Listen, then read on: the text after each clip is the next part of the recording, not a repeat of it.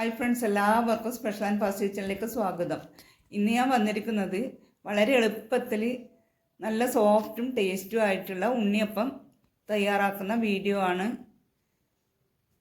അരി കുതിർക്കണ്ട, അരി അരക്കണ്ട, മാവ് കലക്കി റസ്റ്റ് ചെയ്യാൻ വെക്കേണ്ട ആവശ്യമില്ല.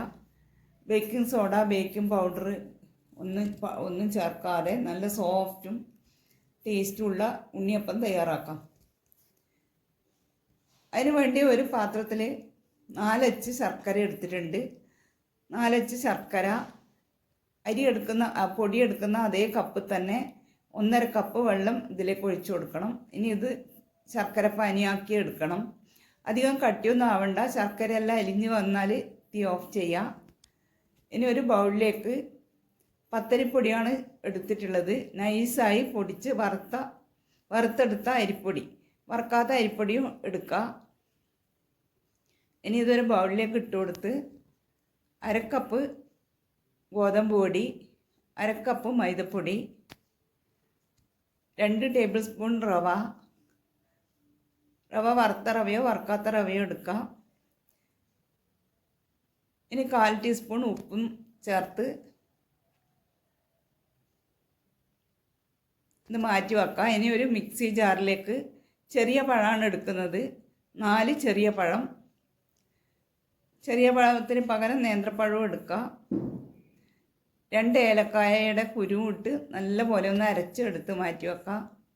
ഈ പൊടികളെല്ലാം ഒന്ന് മിക്സ് ചെയ്തെടുക്കണം. നല്ലപോലെ ഒന്ന് മിക്സായി വരണം. ഇനി ഇതിലേക്ക് ചൂടോടെ ശർക്കരപ്പാനി ഒഴിച്ചു കൊടുക്കണം. നല്ല ചൂടോടെ തന്നെ ശർക്കരപ്പാനി ഇതിലേക്ക് ഒഴിച്ചു കൊടുക്കണം. ഒരുമിച്ച് ഒഴിക്കാതെ കുറച്ചായി അരിച്ചിട്ട് ഒഴിച്ചു കൊടുക്കണം. ഇനി ഇത് നല്ലപോലെ ഇളക്കി മിക്സ് ചെയ്തെടുക്കുക. കട്ടയൊന്നും ഇല്ലാതെ കലക്കിയെടുക്കണം. ഇതൊന്ന് മിക്സ് ചെയ്തതിന് ശേഷം മിക്സി ജാറിലിട്ടിട്ട് അടിക്കുകയാണെങ്കിൽ പെട്ടെന്ന് മാവ് റെഡിയായി കിട്ടും. അത് ഞാനിതുപോലെ കലക്കിയെടുക്കുക തന്നെയാണ് ചെയ്യുന്നത്. ഇനി ഒരു പാത്രത്തിലേക്ക് 1 പിടി തേങ്ങ, കുറച്ച് നെയ്യ് ഒഴിച്ച് വറുത്തെടുക്കണം. ഈ ഒരു ബ്രൗൺ കളർ ആകുന്നവരെ വറുത്തെടുക്കണം. ഇനി ഇതിലേക്ക് കുറച്ച് എള്ളും കൂടെ ചേർത്ത്, നെയ്യ് നമുക്ക് ഒരു 2 ടീസ്പൂൺ നെയ്യ് ചേർത്ത് തേങ്ങ വറുത്തെടുക്കാം. ഇനി വറുത്ത തേങ്ങ ഇതിലേക്ക് ഇട്ട് കൊടുക്കണം. ഈ ഒരു പാകത്തിലാണ് മാവ് കലക്കിയെടുക്കേണ്ടത്. ഇനി വറുത്ത തേങ്ങയും എള്ളും ഇട്ട് കൊടുത്ത് അരച്ച് വെച്ച പഴവും കൂടെ ചേർത്ത് നല്ലപോലെ മിക്സ് ചെയ്തെടുക്കണം. തേങ്ങാക്കൊത്ത്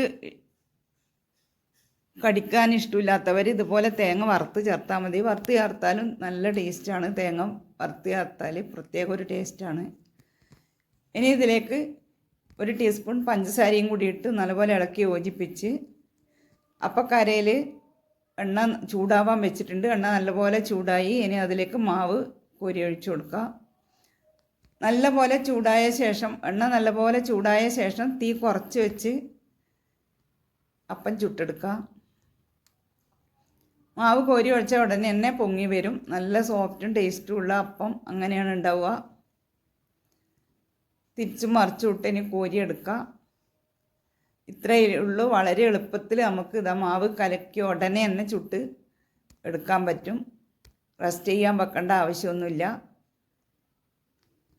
എല്ലാ മാവും ഇതുപോലെ കോരി ഒഴിച്ച് ചുട്ടെടുക്കുക. ഇതുപോലെ എല്ലാവരും ഉണ്ടാക്കി നോക്കുക. വീഡിയോ ഇഷ്ടമായാൽ ലൈക്ക് ചെയ്യണേ. നിങ്ങളുടെ അഭിപ്രായങ്ങൾ കമൻറ്റ് ബോക്സിലൂടെ അറിയിക്കണേ.